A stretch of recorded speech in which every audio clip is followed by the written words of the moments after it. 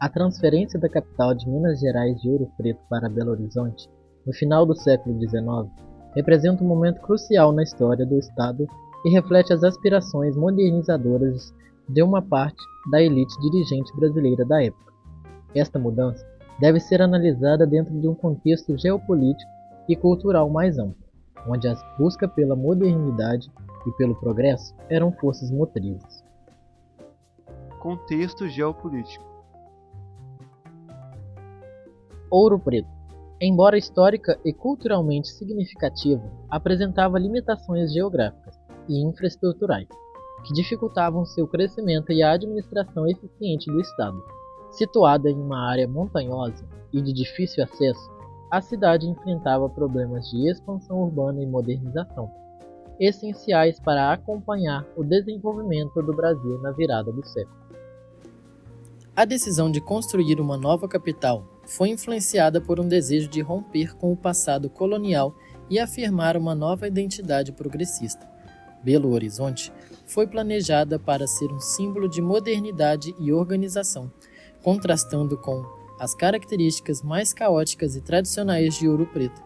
Esses movimentos refletem a influência das teorias urbanísticas contemporâneas que defendiam cidades planejadas com espaços públicos amplos, infraestrutura moderna e um layout que facilitasse a mobilidade e o crescimento.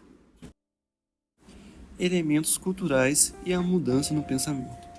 As diferenças mais notáveis em relação ao plano original incluem a densificação urbana e a verticalização e os desafios modernos, como o trânsito intenso e a necessidade de infraestrutura mais robusta. A cidade preserva monumentos e áreas históricas que mantêm viva a memória de seu planejamento inicial, mas também se destaca pela diversidade arquitetônica e cultural que se desenvolveu ao longo do século XX e início do século XXI. Culturalmente, a construção de Belo Horizonte representou uma ruptura com o passado barroco de Minas Gerais, que tinha em Ouro Preto sua máxima expressão. A nova capital foi concebida com influências do urbanismo europeu, particularmente francês, refletindo um desejo de modernização e cosmopolitismo. Este projeto também indicava uma abertura para novas ideias e uma disposição para experimentar soluções inovadoras na administração pública e no planejamento urbano.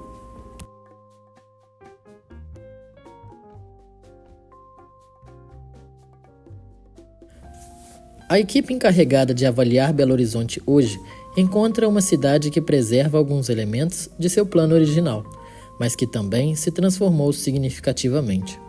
A estrutura em grelha, as avenidas amplas e os espaços públicos, planejados ainda, são características marcantes.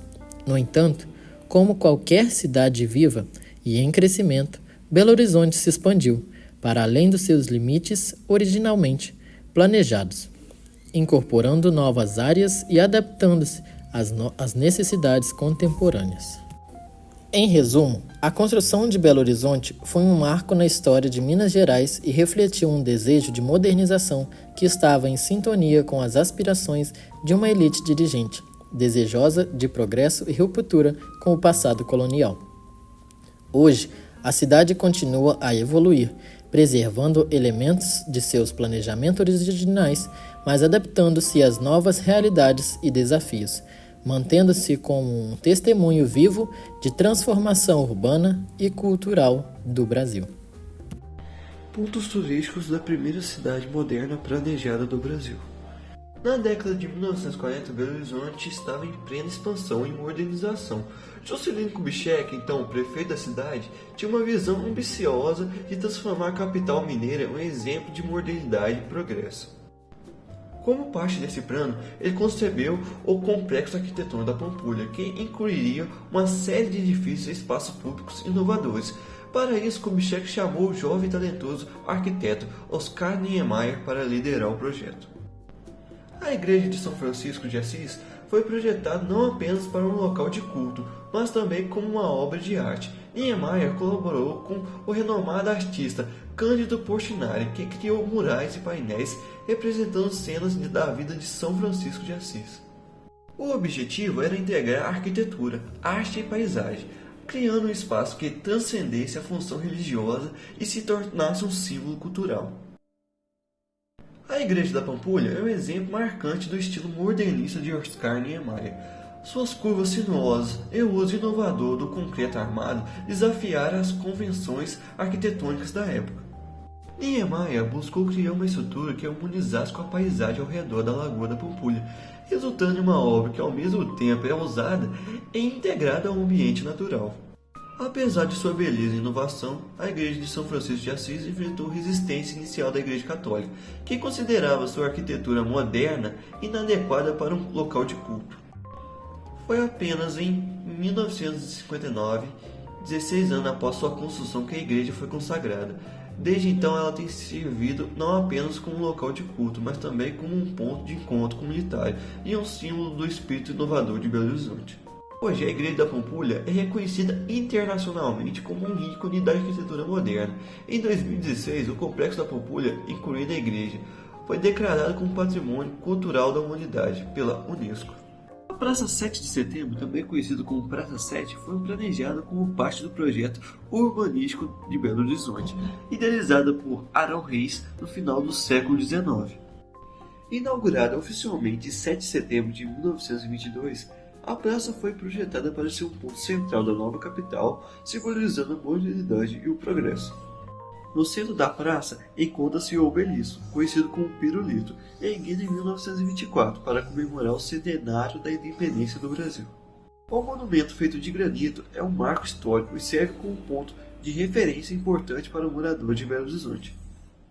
Ao longo dos anos, a Praça 7 passou por diversas transformações para se adaptar às necessidades da cidade em crescimento. A praça sempre foi um local de encontros e manifestações políticas, sendo um palco de importantes eventos históricos, como comícios, protestos e celebrações cívicas. A Praça 7 é mais do que um espaço urbano, ela é um ponto de encontro cultural e social. Feiras, eventos culturais e apresentações artísticas são comuns no local, fazendo dela um coração pulsante da vida pública de Belo Horizonte. A praça também abriga comércios, restaurantes e é cercada por edifícios históricos e modernos, refletindo a diversidade e a vitalidade da cidade.